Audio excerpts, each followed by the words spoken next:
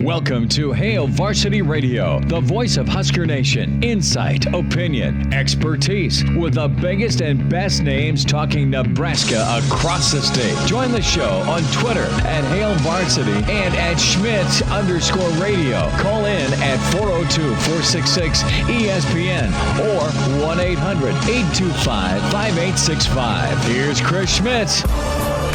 Welcome to it, Hail Varsity Radio Road Show today. We are at Haymarket Park, just a gorgeous setting as the ground crew getting the infield watered. Claiborne, the Railroaders in town for the Saltdogs home opener here for 2021. Chris Schmidt, Elijah Herbal, as we are excited to be out on the road. The windows are open. We're in the press box. Cars are zooming by as they enter into the capital city. And what a triangular scene here between PBA, Haymarket, and, of course, the west side of Memorial Stadium. Plenty of football and other things to get into today on Hail Varsity Radio. Numbers to join us, 466-3776, 466-3776, 800-825-5865. Can email Chris at hailvarsity.com. And, of course, follow us on Twitter at Schmidt_radio, at Herbal Essence for Elijah. So, Elijah, you got double duty. You're doing the show today, and then, of course, you're producing engineering for Michael Dixon and the Dogs a little bit later.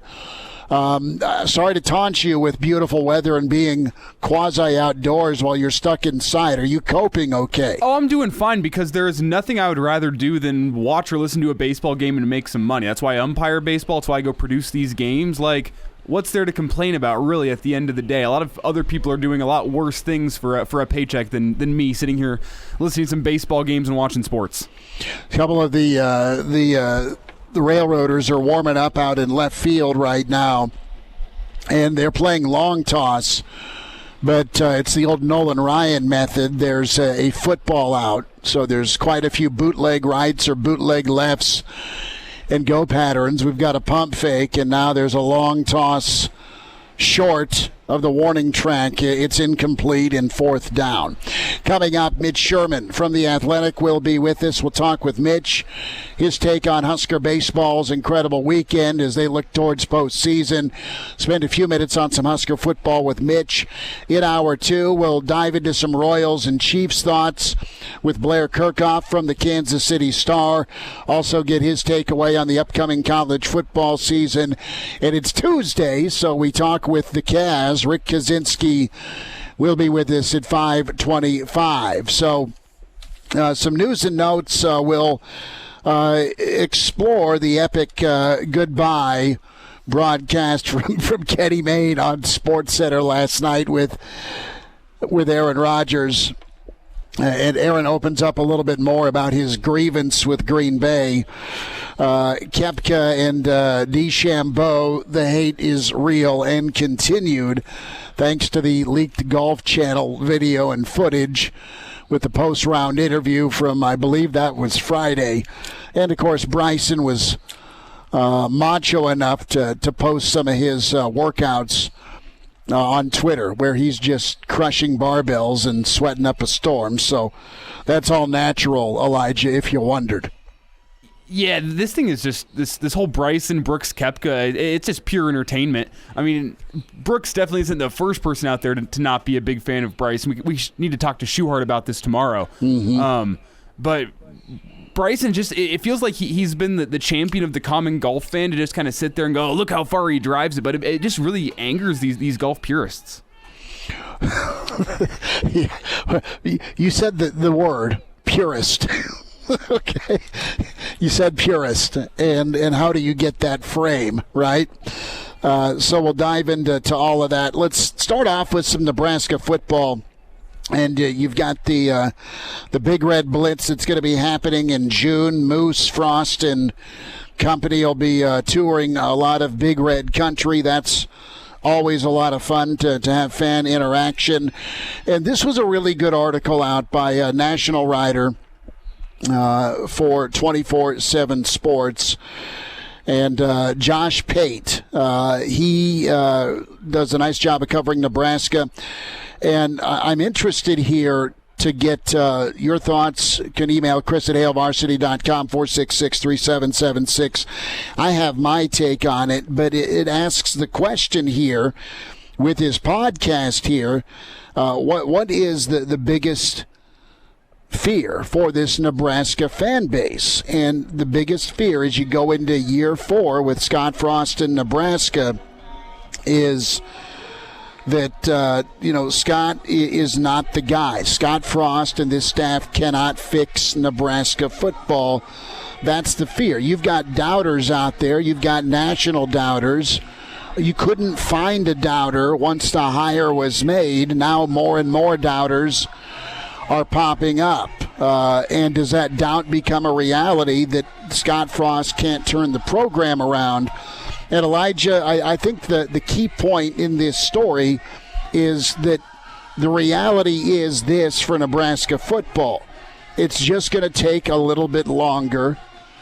And it's going to take a little bit longer for Nebraska to win. Nebraska won at incredible levels in the regular season. Nebraska won at respectable levels against top 25 competition. And I'm talking Devaney and Osborne and even Solich era.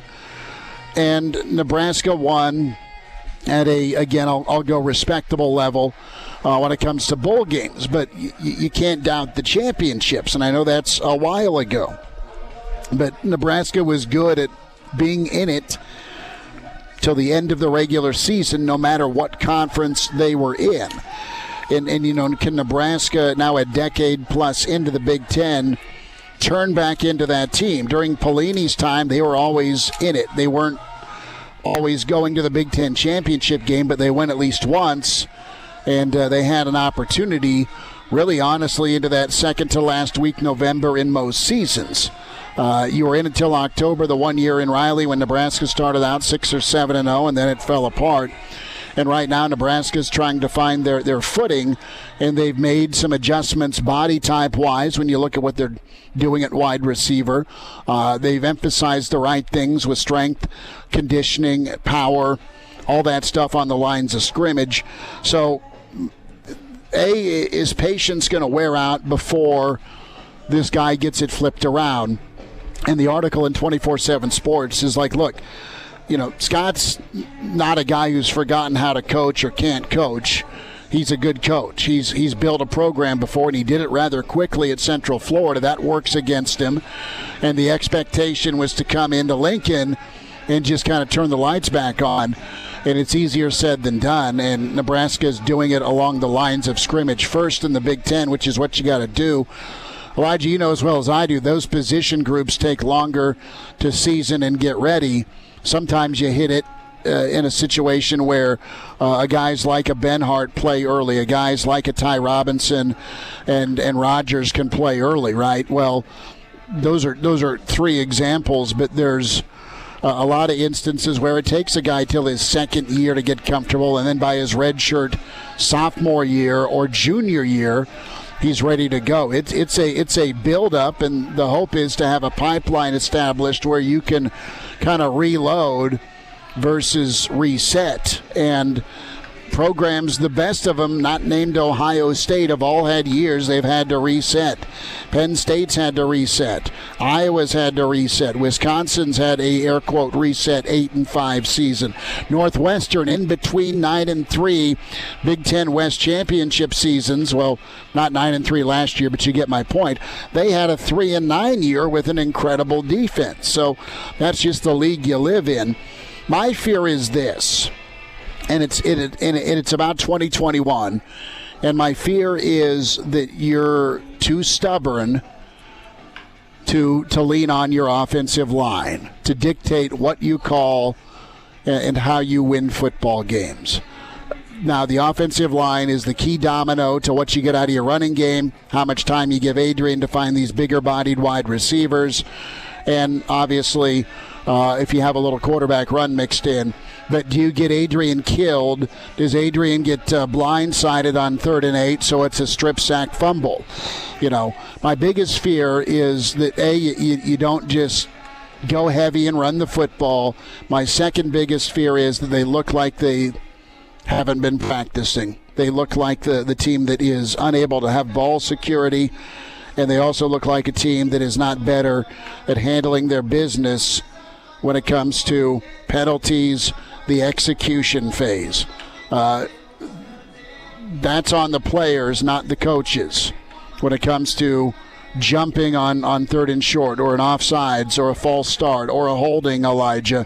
That's my fear, that it's the same movie, and we've seen this movie a lot where it's been self-destruction by Nebraska. If Nebraska lines up and gets beat by Wisconsin or Iowa or Oklahoma or Ohio State, okay, did you go down swinging, and did the better team just get you that Saturday? I think Nebraska fans, while sick of losing to those two teams in the West, can accept a hard-fought loss versus there's some wishful thinking and some remorse, because, man, if you would have handled your business a little bit better versus what the other guy was doing, that's been the hardest thing to stomach with a lot of these losses, where Nebraska is that close. They're within one score of a lot of their 20 losses in the Frost era.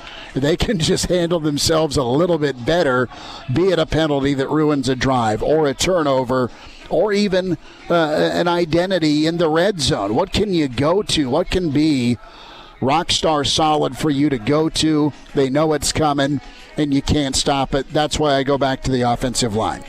Yeah, and just to get back to this article, I mean, this team looks close. I think Husker fans national media might not see it, but the fans who go and watch every single game can see that it's little mistakes that are beating this team.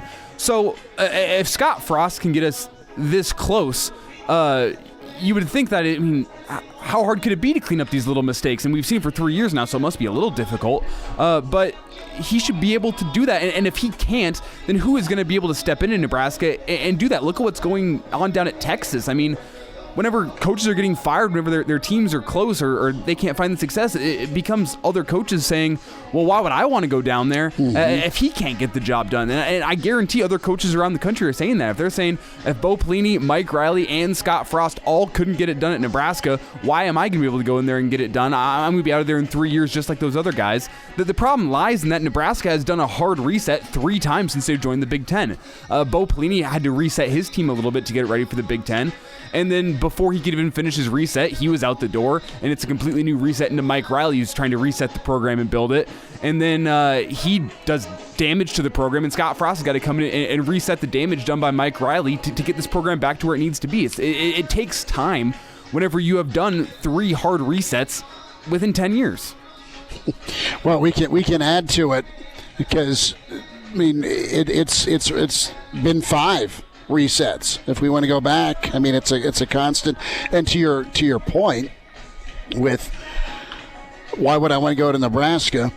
They eat their young. If you're an opposing coach or a coach that you think could come in and do work, that's been common. I mean, it's not like Urban Meyer hadn't been called about the Nebraska job. It's not like Steve Spurrier wasn't reached out to about the Nebraska job. I mean, their responses are like, well, damn, so-and-so won 9 games, and that's really hard and really good. Please appreciate that. And the problem is you got T.O. that did it for 25 years, and he made it look easy. It wasn't. They were that great. So it's interesting to see just where things go with this, but Nebraska definitely an off-season talking point, and it's now down to the fan base's fear about where this program's at and the head coach. And you know what? If they are 3-9, 4-8, and they look just disinterested, they look like a mess. They look like they don't practice. Last year was tough because of some of the opportunities they had.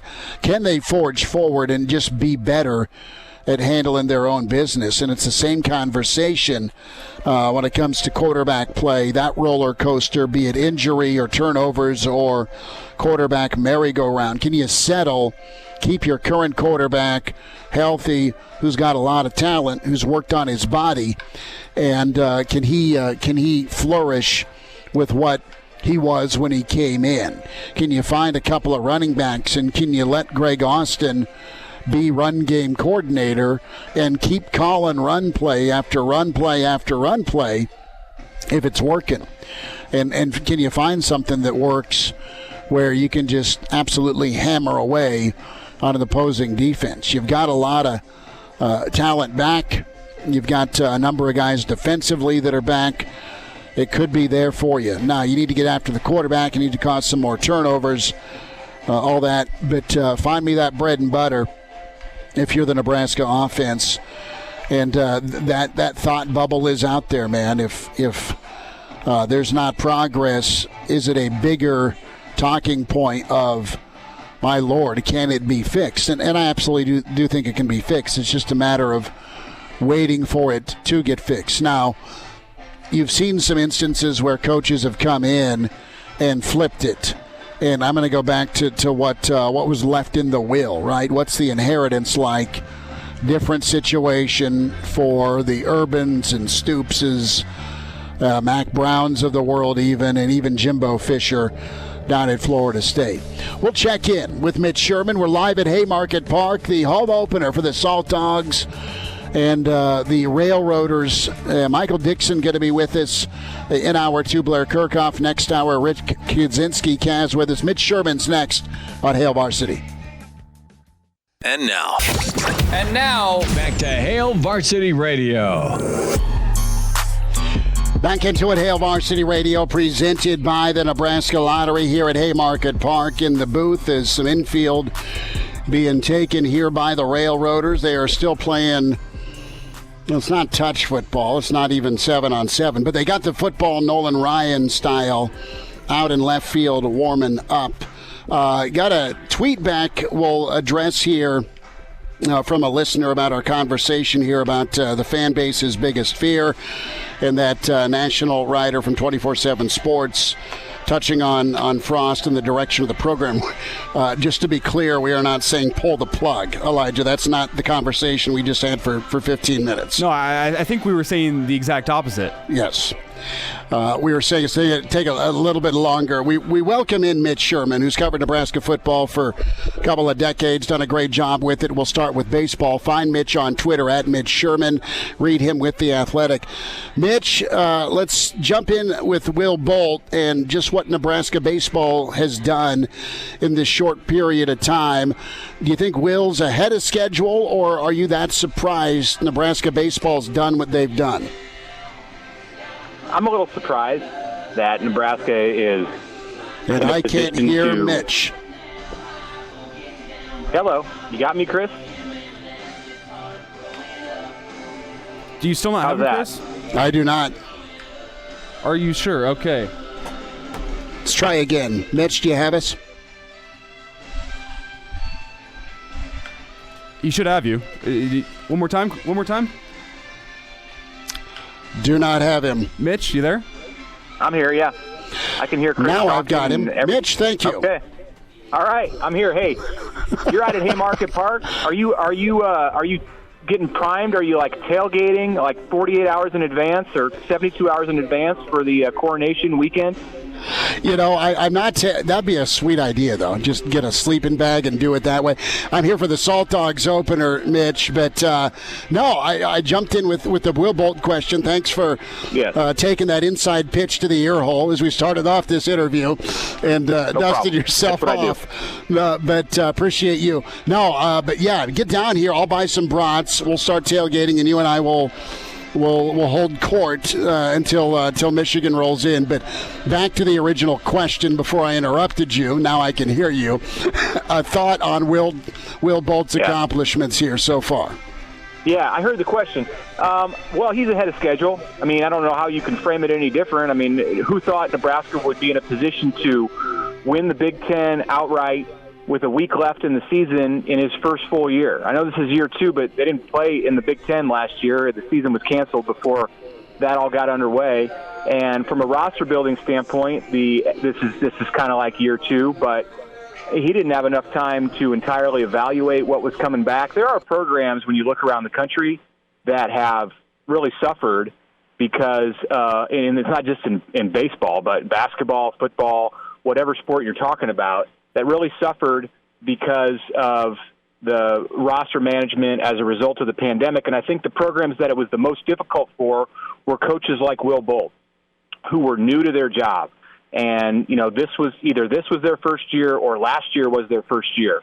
So I actually think the task that he had in front of him and what he's accomplished is even more impressive because of the turmoil and all of the difficulties that they had to navigate last season. They didn't necessarily know what they were dealing with 100% when the season shut down from a roster point of view, and they hadn't been through the Big Ten to scout this thing. So here you come into year two, and it's really year one, and in some ways you're almost behind year one because of the challenges that were posed. So put all that into a glass and shake it up, and the job that he's done here as we sit a week from the end of the season is nothing short of remarkable. I think him and his staff and those older players who come back to lead this thing, they deserve all of the praise they're going to get this weekend and the accolades that are coming their way, and a good, respectable spot away from a national seed as a number 2 next week in the tournament. Mitch Sherman's with us from The Athletic. Hail Varsity Radio at Mitch Sherman on Twitter. We're here at Haymarket Park.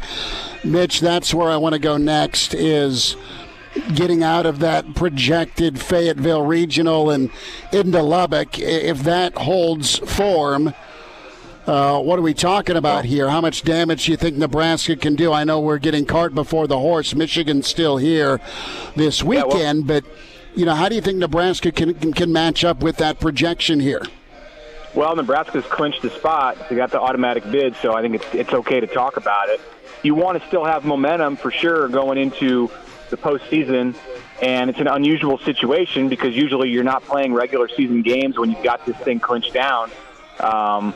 So you can go back to Will Bolt's time as a player and as a volunteer coach in this program when Nebraska had secured its postseason long before the end of the regular season. And, you're playing for a seed, you're playing for momentum at the end, and Nebraska thrived in those spots. It went and won Big 12 tournament championships when it was already locked into a 1 seed at times.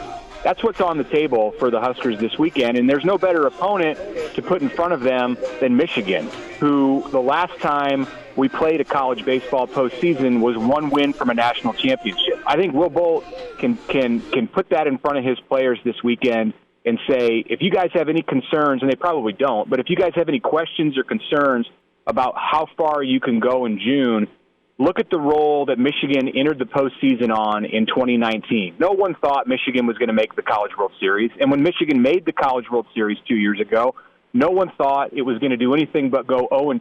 So to be there on Monday night in the finals and win that game against Vanderbilt, 1 win from a national championship, that is something that can be a huge motivating force for Nebraska as it gets ready for the postseason. Because Michigan, the opponent coming in this weekend, showed that it can be done. And not to say that Nebraska is in a great spot to win a national championship this year, but it's out there, and it's okay to dream big if you're in Will Bolt's program, because they have momentum right now. As well as Nebraska played last weekend, you have to think that it's a possibility this team can make noise in the postseason. I don't know if Lubbock is a good spot. I don't know if being shipped to the West Coast or the East Coast is a good spot. I do know that Tim Tadlock at Texas Tech has built a program that is a consistent winner and has made trips to Omaha. And as difficult as it would be to go to Arkansas and try to win a regional, it's probably not much easier to go to Lubbock and do it. Now, Mitch, when we had Mike Babcock on yesterday, he said that anything after this regular season, anything the Huskers do in the postseason would just be icing on the cake for a great season, and I would agree with him there. But if the Huskers are going to make some noise in the postseason, who's got to step up on the teams? The bullpen, starting pitching, hitting? I mean, you'd think somebody's got to step up when you're taking on these really good SEC teams, but who is it in particular? Well, I mean, I would say that it's important for the players not to have that outlook at it. The players, sure, from a program-wide perspective, yes, getting to the postseason this year, winning the Big Ten is a great accomplishment. The season is going to be viewed as a success. But if Nebraska stalls to the finish here this weekend and then exits quietly in a regional, no one in that locker room is going to be happy. And I think that they should take motivation from what Michigan did 2 years ago and said, if they can do it, we can do it. And then it should only be viewed as a success by those guys if they really make some noise in June. It depends on how your postseason goes. If you lose one of those first 2 games in a regional, then you're going to need the bullpen to step up, and you're going to need your starting pitching to be strong. And pitching is almost always the primary vehicle to have success, long-term success in the postseason, and to have a shot to get to Omaha. You're going to need your starters to go deep into games. You're going to need guys like Povich, like what we saw last weekend from Nebraska on the mound, throwing a couple of shutouts. That's the kind of performance you're going to need in a regional to have a chance to win it in whatever ballpark Nebraska gets sent to. And then beyond that, it's the older guys. It's the guys who have played in a regional before, like Schwellenbach, like Roscom. They're going to have to lead the way for some of these younger players who've done a nice job this year, because the intensity goes up. It's a different level of play if you're going against an SEC team or a Big 12 team, and especially if you're doing that in the postseason. Mitch, a final thought here, and tough news for Coach Childress at A&M. What do you think is next for Coach Rob? Could he find his way back to Lincoln in some sort of role, or is it time to go hunting and enjoy retirement? I think those two things go together. I think Rob Childress likes to get his outdoor activities, as a priority in his life. And there's a place, multiple places in Nebraska that he likes to do that. His son Max is going to be a senior in high school in College Station next year. Without knowing any inside information on this, I would imagine they want to stay in College Station and let him graduate in 2022. And then we'll see. You don't have to make that decision right now. But Lincoln for sure, or the state of Nebraska for sure, is an option. It's been more than 15 years since Rob Childress left Nebraska as his permanent residence, and there is a part of him that still resides here because of how he feels about this state and how a lot of people in this state feel about him. So if he comes to Nebraska and decides to retire here and hunt and fish, and he can be any kind of an asset to the Nebraska baseball program or the Nebraska athletic department, then that's a win for him and for the Huskers. You are going to wear the AD hat for the next 2 minutes. What type of reward/compensation do you offer your current baseball coach? I thought you were going to ask me which stops out in the Big Red Blitz I was going to pick to go on if I was Bill Moose. You got to find a steakhouse in this state, and I know that'd be hard doing, right? I think he wants to go to all 20, knowing Bill Moose.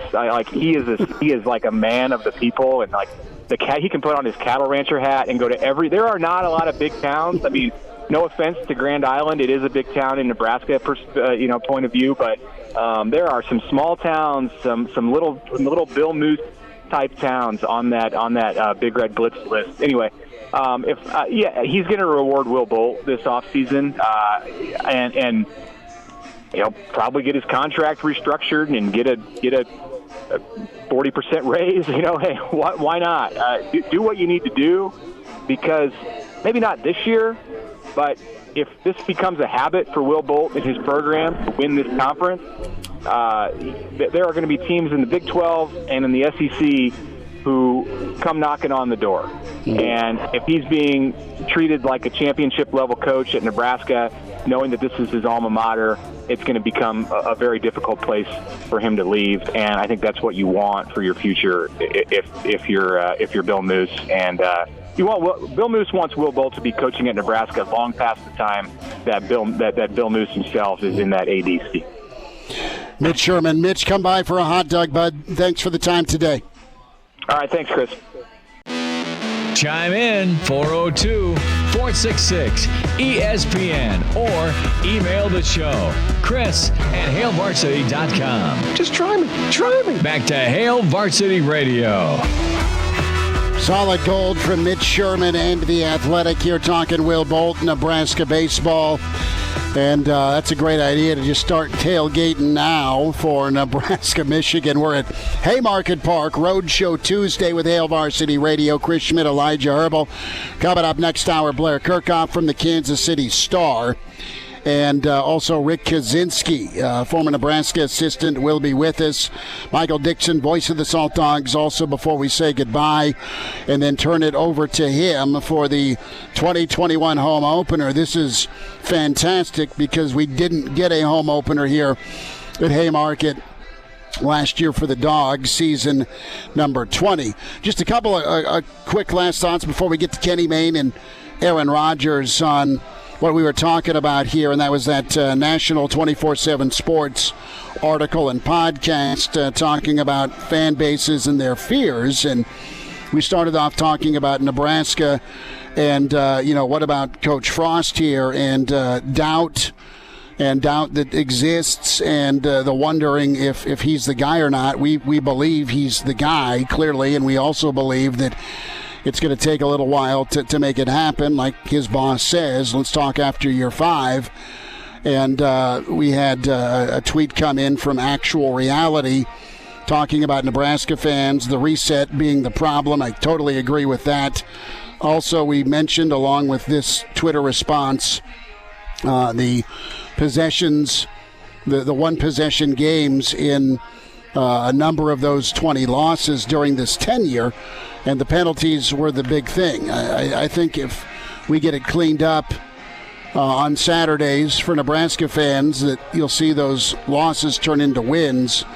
And the 10-foot pole talking point, Elijah, that you eloquently hit on was you're going to scare anyone off if you throw a hand grenade this soon into what's going on, despite some of the frustration. Collectively, I think they can be better. I think they will be better because, A, they know they've got to be. They're capable of doing it. And, C, they'll have plenty of practice time. And I think that's part of this equation here was the development. Everyone had to go through COVID last year. But to Mitch's point about the job Will Bolt did on top of COVID, having this team ready to rock and roll, that's miraculous. It can also set programs back in transition. And I think Nebraska was affected more than some other programs last season. One team got it right last year during COVID football, and that was Alabama. And there's not many Alabamas out there. I mean, yeah. There's a reason Nick Saban's one of the best. We talked to Brad Edwards about that. Edwards. Yeah, we talked to him last week about that, just about how special Saban is. I don't think there was ever any question that Nick Saban was going to get it right down in Alabama during COVID season, even when it's all weird. All these coaches trying to try new things. For some reason, I had a feeling that Nick Saban was going to get it right, and guess what? He did get it right, but not everyone's Bama.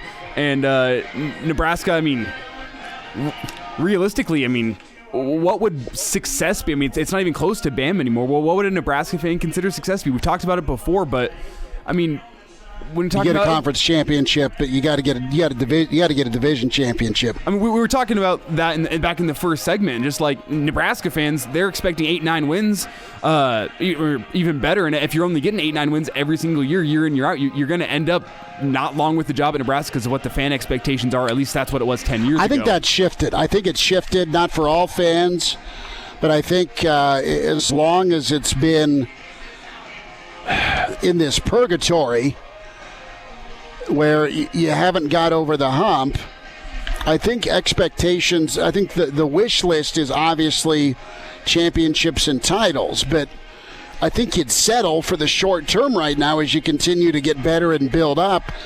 Just, let's beat Iowa, let's beat Wisconsin, let's get to another Big Ten championship game, let's be in the conversation in November. I mean, you don't just hit light speed and boom to your destination. That doesn't work in college football. I mean, obviously you can take a monstrous jump when you have that turning the corner season, but a lot of times I look at Dabo Swinney, man. I mean, Dabo was okay, and then it went from good to respectable to wow once you landed the right quarterback and you put it all together. So you can have that 8-win to 11-win season.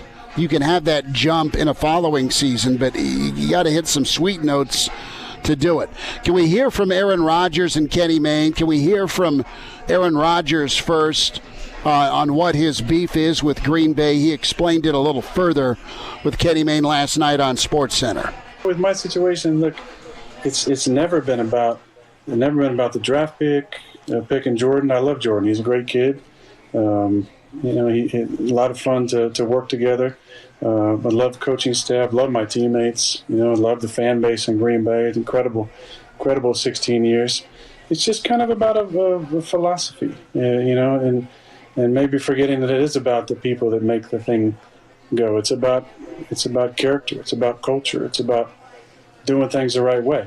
And a lot of this was put in motion last year, and the wrench was just kind of thrown into it when I won MVP and played the way I played last year. So this is just kind of, I think, the spill out of all that. But look, man, it is about the people, and that's the most important thing. Green Bay has always been about the people, from Curly Lambeau being owner and founder to the 60s with Lombardi and Bart Starr and all those incredible names, to the 90s teams with Coach Holmgren and Farvey and the Minister of Defense, to the run that we've been on. It's about the people.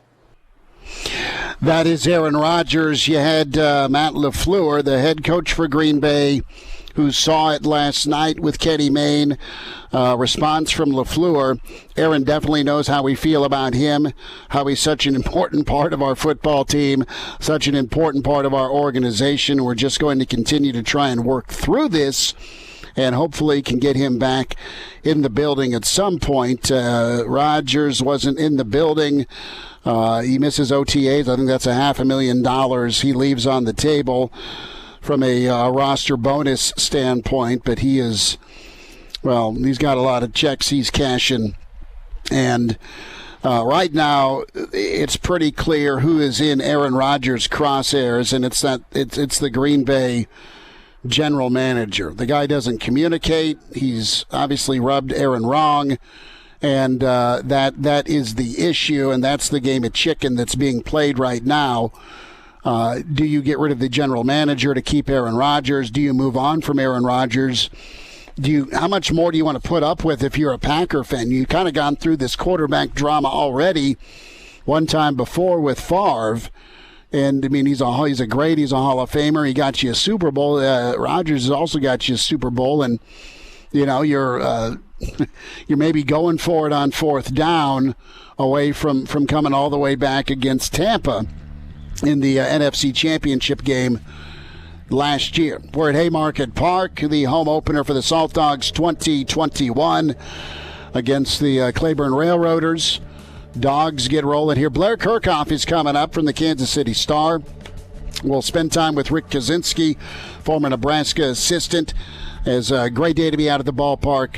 And get on down here to Haymarket. Hail Varsity continues, presented by the Nebraska Lottery. And now, back to Hail Varsity Radio. One final time here, Hail Varsity Radio this hour. We're at Haymarket Park, the opener for the Lincoln Saltdogs for 2021. And good stuff next hour. Rick Kaczenski will be with us, Blair Kerkhoff from the Kansas City Star. What's the reality of Julio in Kansas City? And we'll talk to Blair about that. Michael Dixon, voice of the Saltdogs, will be with us. Wind is blowing out of the south, so the American flag, the state flag of Nebraska, and the Saltdog flag are straight up and blowing south to north. A few Saltdogs are out now in the bullpen area along the right field line. The field is absolutely immaculate. The infield's been hosed down. And you just had the Railroaders finish some of their batting practice. Nothing like the sound of a wood bat and going yard, kind of in the shadows of Memorial Stadium across the entrance to the capital city here off the interstate. PBA off to our right, some big old fluffy, puffy clouds that, don't look great, but don't look horrible off to the south. So there is your scene setter. Numbers to get in: 466-3776, 466-3776, 800-825-5865. Can email Chris@HaleVarsity.com. Can tweet at us. Give us a follow at Schmidt_radio and at Herbal Essence for Elijah Herbal. So the Dogs get going. Reminder about buckling up. 70% of people in fatal crashes in Nebraska not wearing a seatbelt. If used properly, a seatbelt can reduce the risk of fatal injury up to 60%. Your best defense in any crash. Buckling up, brought to you by the Nebraska Department of Highway Safety Office. So, Elijah, a couple of thoughts here as we wrap up hour one.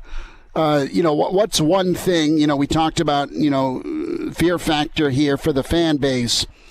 What's one thing you'd put money on that is different in a better way for 2021? What in your bones do you feel is going to be okay with Nebraska football next season? What do I feel is going to be okay? What do I think is going to be better? Well, that's kind of one and the same, right? Because there are some areas where, I guess to your point, what's acceptable and better may not be good enough, but let's just hone in on acceptable. I'll say I think the Husker football team will have their penalties cleaned up, and because of that, I think they're going to be able to find more rhythm with their offense. I think you're going to see better first down success. You're going to see them picking up third and shorts a little bit better. I think they're just going to be able to, you're going to feel the rhythm with the drives better this year than you did last year, because you had things like penalties taken away from it. With no downfield threats, the teams are able to stack the box and you couldn't get much yardage on first down. I think the offense is just going to be in a better rhythm. Does that mean it's head and shoulders above the offense we saw last year? Not necessarily, but I do believe it's just going to feel more enjoyable to watch from a neutral fan perspective.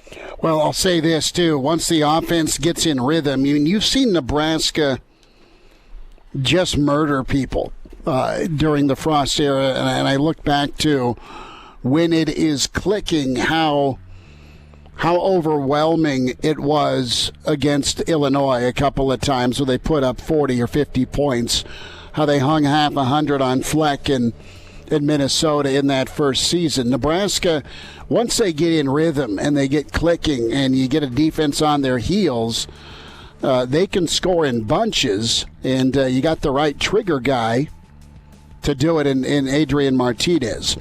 Blair Kerkhoff's on the way. Hour 2 coming up from Haymarket Park. It's Hale Varsity, presented by the Nebraska Lottery. Welcome to Hale Varsity Radio, the voice of Husker Nation. Insight, opinion, expertise, with the biggest and best names talking Nebraska across the state. Join the show on Twitter at Hale Varsity and at Schmidt_radio. Call in at 402-466-ESPN or 1-800-825-5865. Here's Chris Schmidt. Thanks for hanging out into Hour 2. It's Hale Varsity Radio, presented by the Nebraska Lottery here at Haymarket Park Roadshow Tuesday for the Lincoln Saltdogs home opener, the home opener for 2021, and it's awesome to be back at the ballpark after last year. The Dogs take on Claiborne, the Railroaders. Pre-game 6:35, a little bit after 7, first pitch on ESPN Lincoln. We welcome in tremendous writer with the Kansas City Star, Royals, Chiefs, college football, Blair Kerkhoff with us at Blair Kerkhoff on Twitter. Blair, how's your Tuesday? Thanks for the time. Yeah, doing great, Chris. Hope you are too. Doing outstanding. Better place, I don't know where, than the old ballpark on a Tuesday. But Blair, want to get into a bunch of different things, and I want to start off with Kansas football and your take on Coach Leipold and what he's walking into down at Kansas. Where can he go with that program? What's your reaction to the hire? You can't go any further south than Kansas.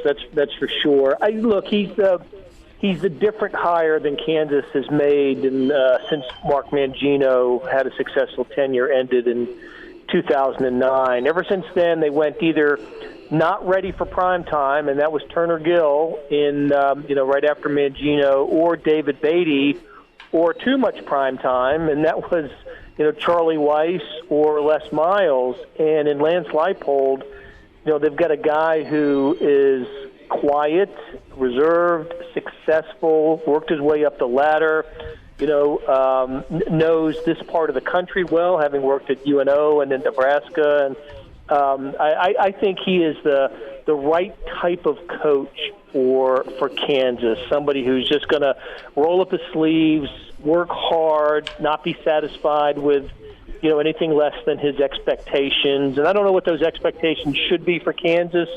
I'm thinking, it's going to take a while to dig out from the rubble of what Kansas football has been for the last few years. Blair Kerkhoff's with us, Hail Varsity Radio. Lance Leipold, of course, Nebraska ties, and just a tremendous career wherever he's been, and how he flipped Buffalo, now down in Lawrence. In your takeaway with Mangino, and even going back to Glenn Mason, how did they do it? I saw it on the field, but you were a little closer to it than I was. What made their program successful, and is that still able to happen in 2021 with a new coach down in Lawrence? Well, I'll tell you what, that's a really good question. How could you apply the methods of Glenn Mason and Mark Mangino today?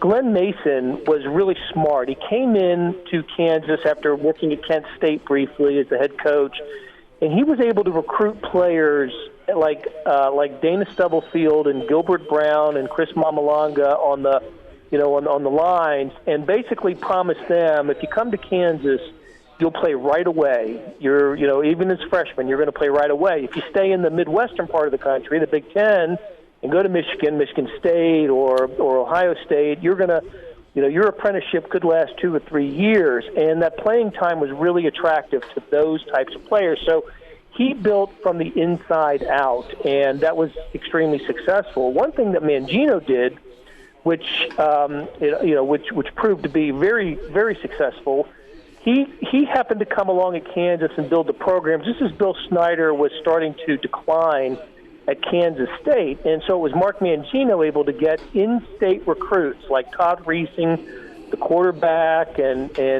Kerry Meyer, the tight end, and Jake Sharp, the running back. The Kansas, Reesing, of course, from Texas, under-recruited kid, overlooked kid in the state of Texas, but he recruited this part of the country really well and was able to have great success with that. So can Lance Leipold do that? I think he's certainly going to have to recruit locally better than his predecessors, and he's just going to have some luck with future NFL type of players, because anymore, to win at the highest level of college football in the Power 5, you better have some pros on your team, and Kansas hasn't had that for quite a while.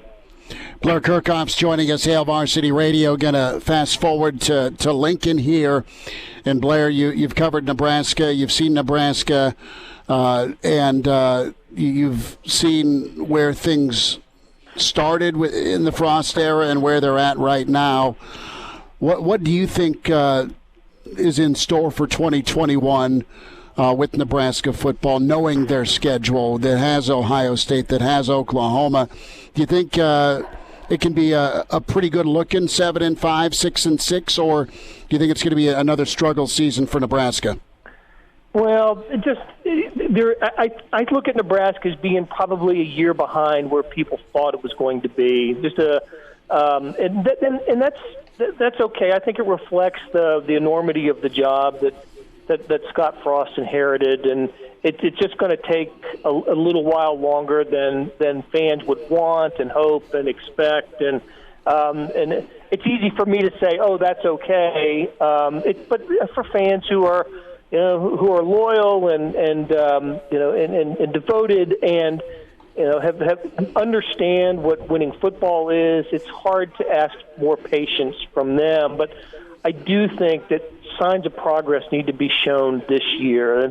There has to be a bowl eligibility season for the Huskers, and then build off of that. I think this team is capable. I haven't seen the early preseason polls. I know this time last year we were talking about Nebraska as a potential top 25 team, But I haven't seen the polls this year.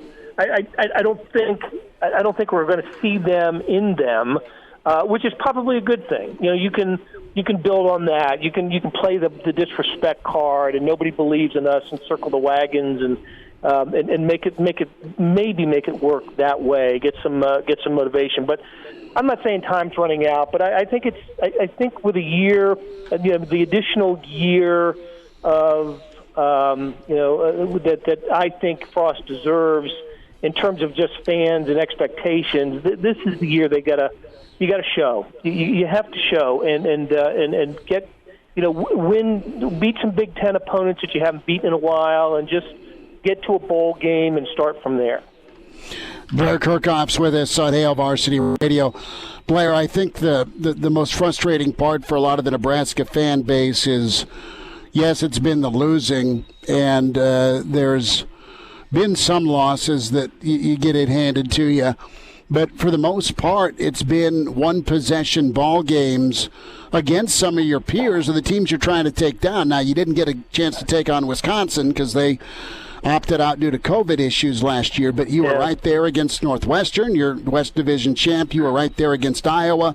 One possession. I mean, the Iowa game's been, a 2.0 version of the Nebraska-Colorado finishes when Nebraska was on the winning side for X number of years in one possession games. So they're really close. It just kind of comes down to, a penalty or a turnover here and there. And in your experience covering college football, can a team all of a sudden be a program that takes care of the football if for years they've had issues handling that fumble problem or a strip sack or the untimely fumble? Yeah, look, I think those are the types of things that can be coached out of a team, and you're right. It's not just the losing; it's the painful nature of the losses that that get the Huskers. The Minnesota loss. They add up, but yes, I mean, is it Phil Steele in his magazine does the great little the feature of turnovers equal turnarounds, and teams that had an abundance, if they were real heavy on the plus side in turnover margin one year, tend to fall back and regress to the mean the following year, and so the team's success does as well. And conversely, teams that have the big negative in the turnover margin, you really put the fear in your players to clean that stuff up, and you get that stat going and working in your favor, and that's how you steal a couple extra possessions in a game that way, and that is the difference in a one-score victory or a one-score defeat. So that has to happen. Physically, Nebraska matches up with teams. Maybe everybody outside of Ohio State they're going to match up against. You just got to take care of the ball. Don't make the mental mistakes. Don't get the cheap penalty. Don't beat yourself. And I do think. Look, I have seen some of the preseason speculation where Scott's on the hot seat. I don't know about that. I don't.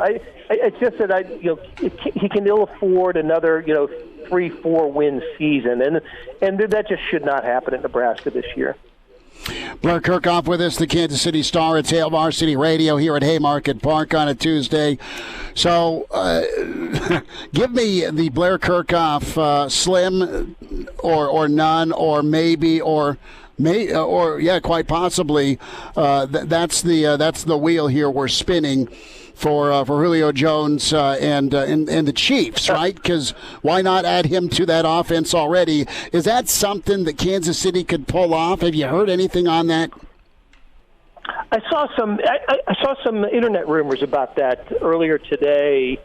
I hadn't thought much about it. I think that the Chiefs like what they have in Tyreek Hill, McCole Hardman, DeMarcus Robinson, and I think they're really high on Byron Pringle, guy who only has a handful of career receptions.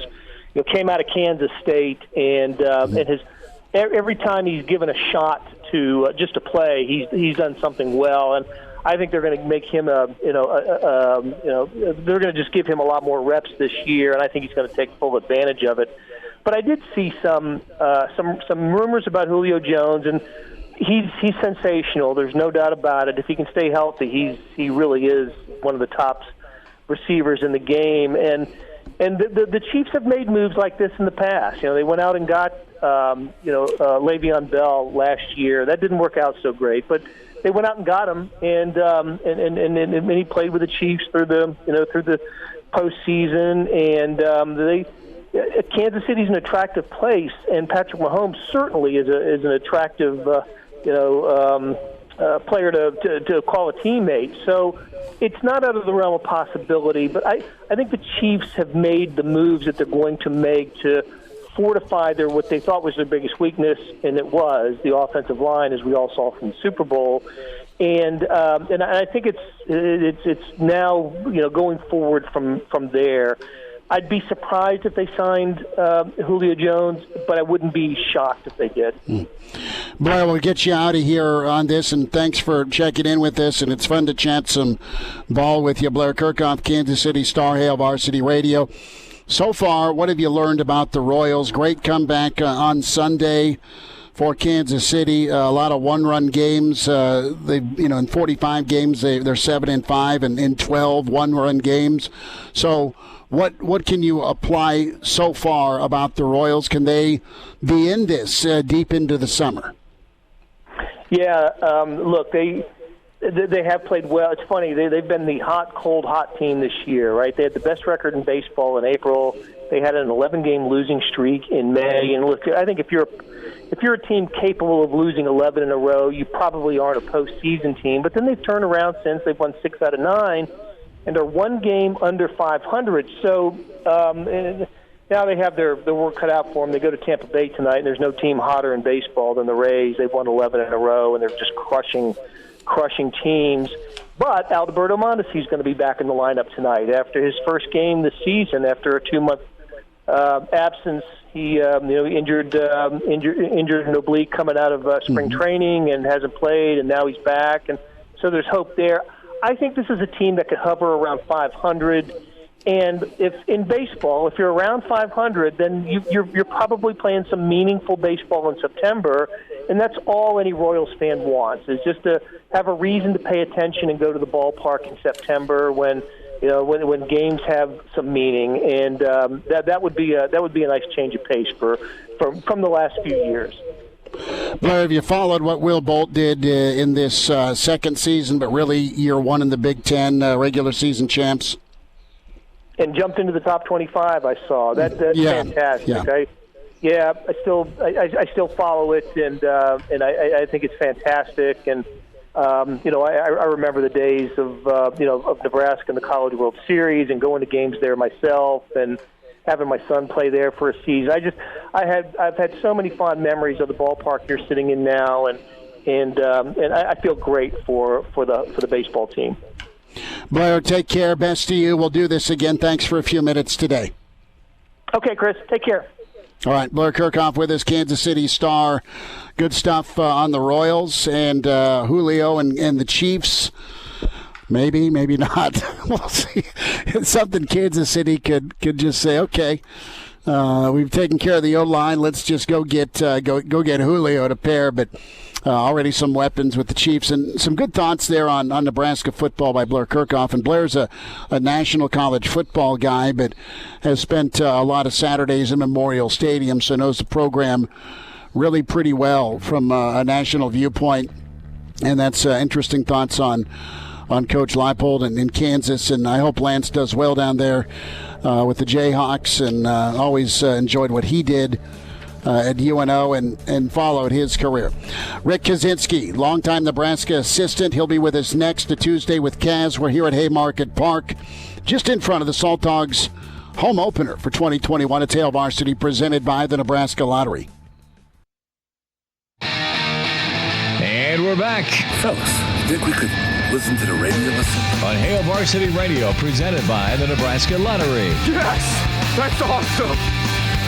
Back with you. We're here at Haymarket Park. It's Hail Varsity Radio Roadshow Tuesday, the home opener for the Saltdogs 2021 season number 20 for the Dogs. They're getting ready for some batting practice. That's been ongoing. Some infield working and some outfield fly balls going. Pretty excited. Juniors team is going to be here tonight, and they are going to take a copious amount of notes on what their position, their player-specific position does and what they do well. Let's see if that happens on the old practice field Thursday. Let's welcome in great coach at Nebraska and Iowa.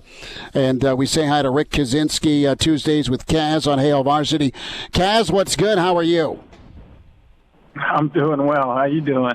I'm living it, man. I've got the window open, Kaz, here in the press box. I'm staring at Memorial Stadium. I see PBA, and I got the infield in front of me. How fast can Kaz get around the bases from home to home? Are you Ricky Henderson or are you Clu Haywood? I tell you what, I don't know. I don't want to give my secrets up there, man. And since there's no video evidence to dispute that. But I'm a little bit more. I'm gonna go I'm a old Tiger guy. I'm gonna go like Chet Lemon. How about we do that, or Sweet Lou, or Trammell? You know, just solid. I get done what I need to get done. But definitely not Ricky Henderson. I can't sell that, brother. That's a tough sell there. So, okay, the 2021 version of Kaz versus the MVP version of your boy in '84 with the Tigers, Gibby. Could you have beat Gibby? Could Kaz now have beat Gibby '84 around the bags? I can't beat Gibby now, brother. And let me tell you, Gibby was a freak athlete. You know, he was a heck of a football dude for Michigan State. Yeah. Yeah, I mean, he literally. Somebody told him to go out for baseball. I don't think he went out for baseball till his junior year in college. Wow. And he does the color for the Tigers. So I get to hear Gibby almost every night. So when they're on here on the MLB network, so I'm gonna get one of those shirts. I saw it advertised there. It says Tigers make me want to drink. So I think I'm going to put one of those shirts on there pretty soon. They drive me nuts. Like, I don't have enough stuff stressing me out in life. I watch the Tigers and the Red Wings. So what are we going to do, man? Well, I got to go visit. And you, how many times would you say you've been to Old Tiger Stadium in your life?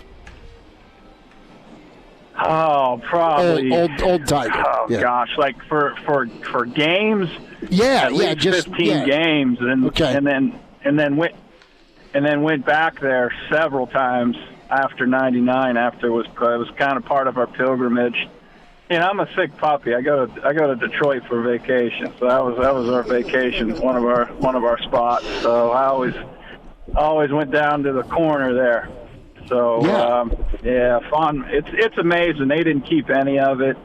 There's a cool bar there called Nemo's, and then there's a little souvenir shop there on the corner, and that's all that's left. It's really a shame that the city didn't do more to keep at least some semblance of Old Tiger Stadium. But it was an awful place. It really was. Bad views. I mean, the flagpole was on the field. I don't know if you remember that. It was inside. I remember. It was inside. I remember the going. I remember going to Tiger Stadium. Me and a buddy, Jay Bird. He got me into broadcasting. And he's like, let's go on a baseball trip. And I'm like, done. Let's go do it. So we hit Wrigley and we hit Old Tiger Stadium, because he's a big Tigers guy, and it was a matinee, like a 2:00 start, and it was Oakland. So Jeremy Giambi's out in right field warming up, and God bless him, he had an extra plug for me, so he bummed me one, which was cool, better than the autograph, right? And but we go to the bar to have one before we go to the Tigers game. When we walk in there, and there's like four guys that are ancient but could still whoop your butt, right? They're in their 70s at the time. They've got, Camel non-filters going. They're wearing flannel, and there's shuffleboard going. And we walk in, and they look at us, two little snot-nosed college punks. And, I thought we were going to die, Kaz.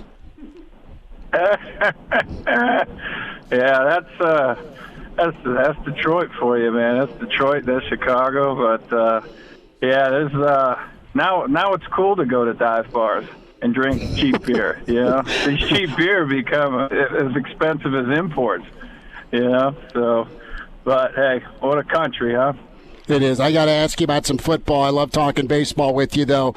So I got to ask you, Kaz, let's talk recruiting 2021.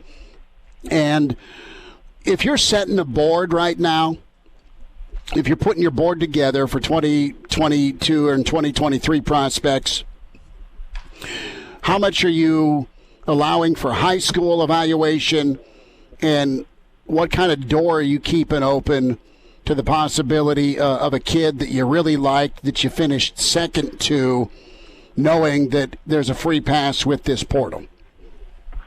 Well, I think Schmidt, a couple things. This portal, I don't think you're really going to know how it's going to affect college football and conferences and teams until 5-10 years down the line. I mean, personally, I don't like it.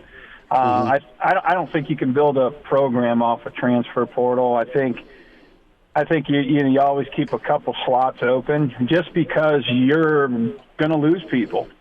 So I think if you're at a place like Nebraska or a Big Ten team right on the cusp there, you keep 2-3 open there. But I think if you go try to build a roster that way, it's going to be tough recruiting high school kids.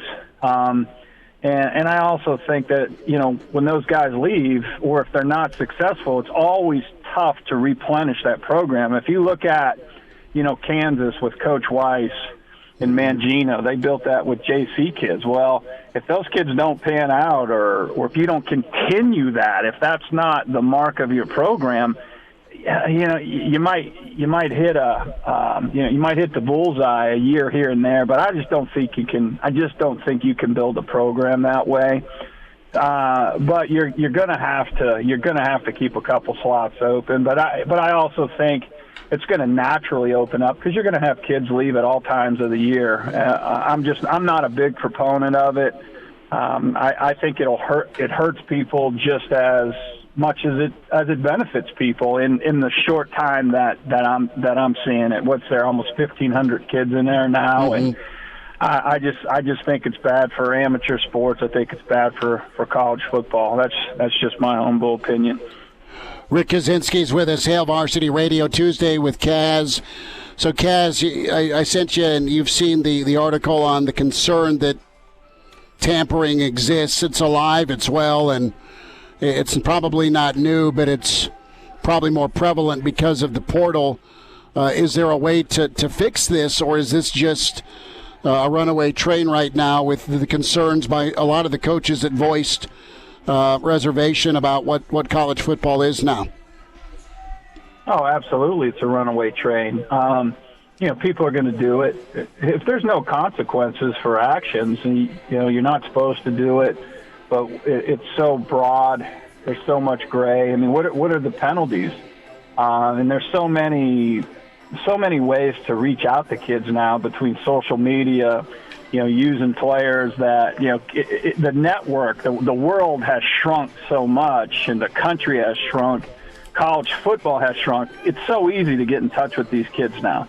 It's like a guy living down the street. There's so many ways around it, so many ways to have it not be tracked to you, or, using, there's other players involved, using the high school coach, using an AAU coach, using a baseball coach, a basketball coach, using somebody from the player's youth. It's just I don't know how you regulate it, but it's Schmidt, it's like texting or anything else. If the texting while driving, if the consequences aren't harsh, people are going to continue to do it. But it's always going to go on.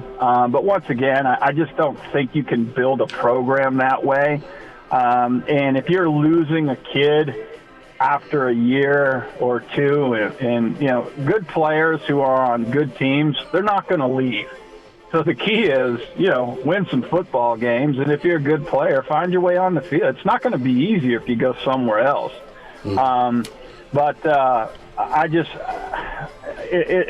don't like the way things are going. But unless the NCAA steps in and says, okay, here's the time frame, here's the consequences, that if we find out you contact this person, you got to make an example. Right now, there's no examples. Right now, there's no consequences. So until you do that, it's the wild, wild west out there. But also, too, and I'm looking at this as a coach, as a player, and as a parent. I wouldn't want to be contacted by a coach during the season from an opposing team or another school. I would not. If my kid was playing college football and some coach contacted during the year, let me tell you, that's how you stop it. You go public with that. You say, hey, Coach Schmidt, he contacted my kid Saturday night after the game saying, hey, why would you want to play for that loser? We just beat your tail and come and play for me. So it's just, I just think it's really, really bad. I just don't think it's good for, let's be honest. I mean, these 17, 18-year-old kids, college is hard. The transition is really easy. It's really easy to talk these kids into making a decision that might not be the best decision 30, 40 years from now. Might be the best decision Saturday after, they played only 6 minutes and their buddies played the whole game and caught the winning touchdown. It's real easy talking to those kids and swaying them. So I just don't think it's right. I think they need to do something. But once again, it's not the tampering that's my concern. I think it's the portal. The portal to me is a much more of a major concern than the actual tampering of the coaches. Rick Kaczenski's with us on Hail Varsity Radio. Coach Kaz. Kaz, we'll do this again, brother. It was awesome to have another chat with you. We'll get caught up next Tuesday if that works for you, bud, and appreciate you talking about that base time. You and Bo Jackson, baby, rounding first. Yeah, we got to talk about them Husker. How about that Husker baseball team, huh? Give them awesome. guys some love. We'll talk some Husker baseball. So, hey, everybody loves a winner, right? I'm jumping on the wagon. There's room for you, baby. There's room for you. Kaz, be good, brother. Appreciate you having me on. And now, back to Hail Varsity Radio. A lot of fun here at Haymarket Park. The Saltdogs opener here, 2021. Chris Schmidt, Elijah Herbal, as batting practice and infield done. First pitch coming up shortly after 7, and Michael Dixon will be with us here in about 5 to 7 minutes. Voice of the Saltdogs, Charlie Meyer, President GM, just popped by. He is awesome, and get the kids, get the family out here to the ballpark this season. Friday's going to be wild as well with Nebraska, Michigan. Can't wait for that. Let's dive into some of the golf naughtiness, and that's Brooks Koepka, Bryson DeChambeau, and you've seen it likely on social media, the eye roll, the S talking that that happened, and no love lost here. Can we roll that, Elijah? Is it edited, my friend? Oh yeah, it's all edited down. No cuss words here. Thank you, good Lord. This was the moment with the Golf Channel, and Brooks Koepka is trying to answer after a tough round. And look, Brooks had a day. He was great, just not as good as Phil. And Bryson was walking along the pathway, and they can't stand one another. This was juicy. Golf course was asking a lot from you today, Brooks. What were you able to do well and put up that nice number? Just ball struck my way around this place. Didn't putt well, but I don't think many guys are going to putt well with this wind. It's very tough. I don't know what other guys have said, or I just felt it difficult to read. Sometimes I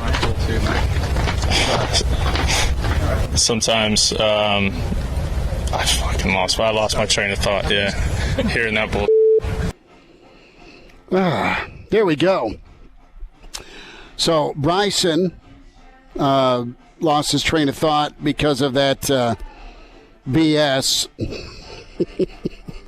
Brooks and Bryson hate one another, right? And listen, you've got to make a choice on this issue. Are you team Brooks or are you team Bryson? And there may not be a right answer. There may not be a wrong answer. But you know what? You can choose an answer, right? It's kind of like Elijah, yay or nay. Were you a fan of the Pick Your Own Adventure books? Yes or no? No, not really. They're kind of a fun novelty. It's like those, I'm not sure if you saw that Black Mirror episode on Netflix where it's the same thing where you're going through and you're kind of choosing how you're going to get the ending of the show. You're choosing what the main character's going to do. And it just kind of like, yeah, it's cool once, but also it's just such a novelty. And I'd rather just have a normal book, you know? Mm. Well, the beef is alive and well between Koepka and DeChambeau. And last night, the leaked video you just heard, the post-round Golf Channel interview from the PGA Championship, you got Koepka rolling his eyes, cursing at DeChambeau as he walks behind him in the shot. And don't kid yourself, that was probably not accidental. A move that left Koepka visibly annoyed, frustrated, distracted, very heated. Well, the video served to discredit anyone who believed rumors of a feud between the two was overhyped. It also presented the perfect opportunity to revisit how we got to this point. And it starts with slow play. We've been there.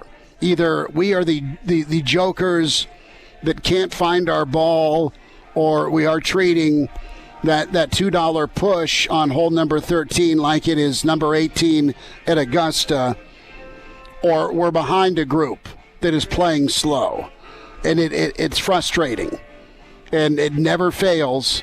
You hit a couple of good shots in a row, then you get stuck behind somebody in slow play, and you just torch one off the tee box the wrong way.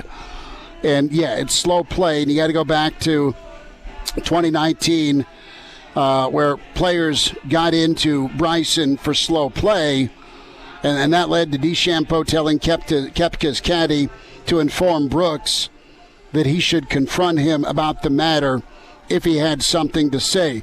You don't like it? Say it to my face, man. That's Bryson.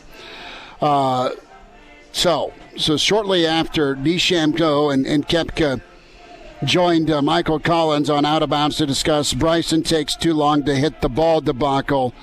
And the scientists conceded that being slow on the greens and fessing up to put more time on the clock more than once is explaining how he finds himself in those situations. So they looked at it.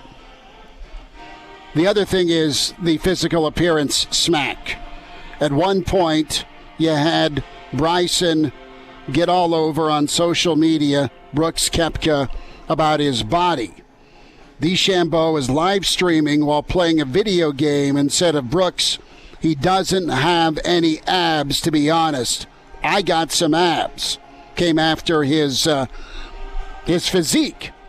Now, Koepka was quick to get back and swiftly shutting DeChambeau down behind his keyboard with the help of some friends. And Brooks is like, well, Bryson, I'm too short of a six-pack, and it's his 4 major championships, which was pretty good. And then you get Koepka calls on Kenny Powers.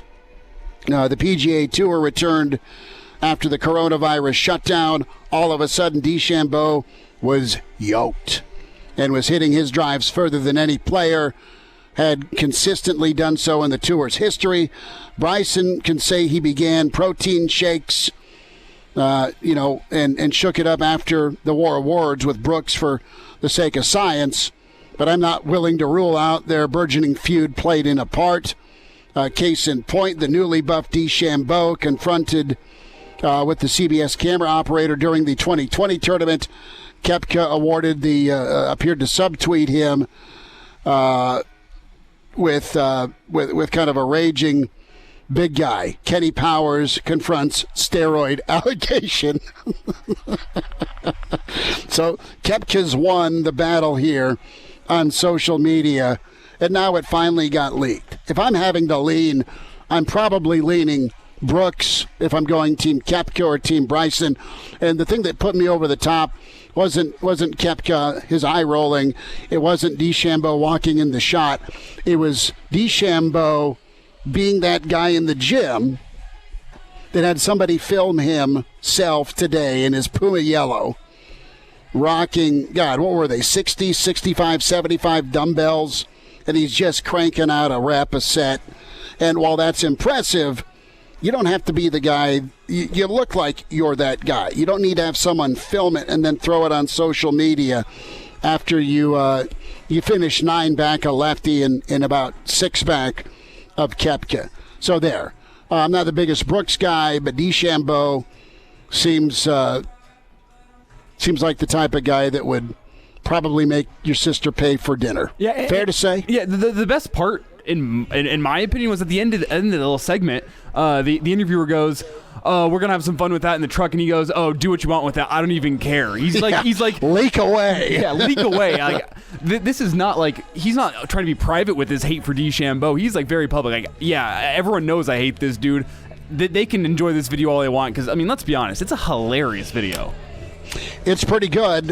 Michael Dixon is incredible. Saltdogs baseball on the air, ESPN Lincoln. Another season, the home opener.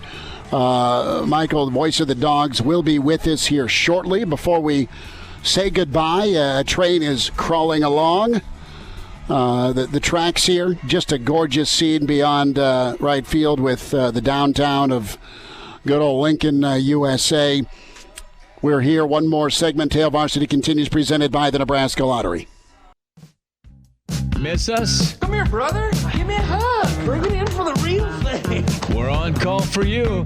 Catch the podcast at hailvarsity.com, the ESPN Lincoln app, or download them on iTunes. Saddle up, partner.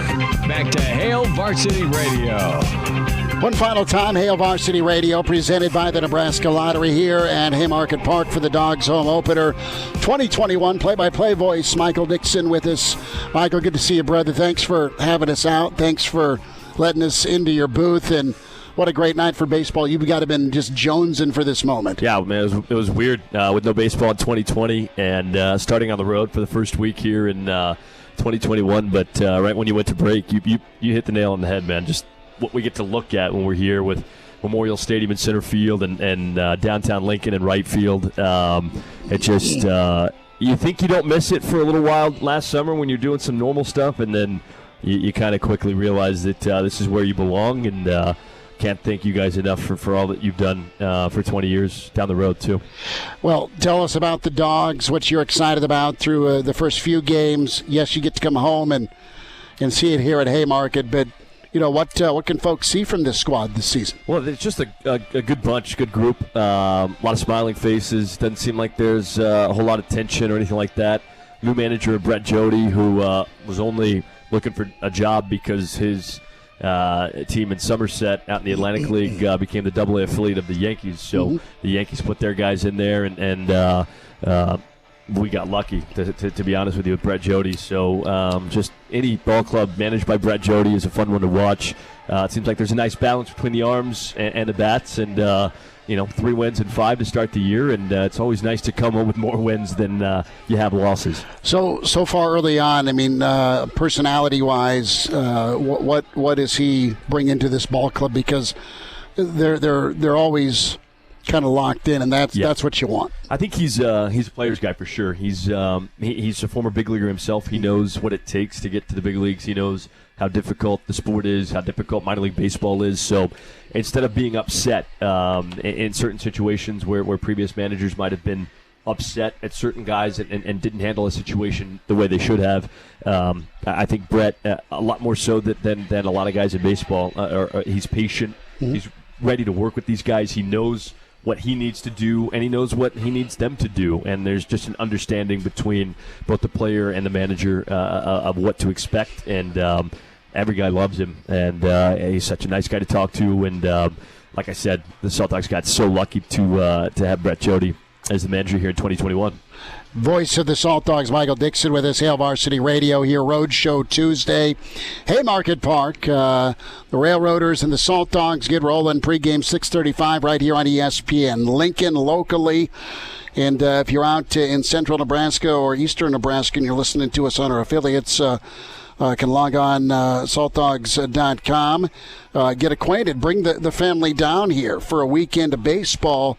You will absolutely love it. I got about 20 seconds here, Michael. A thought here on the Railroaders here. What's the opposition look like? Good team. One that Lincoln's had a tough time beating historically, but also has played very well against here at Haymarket Park. So always fun.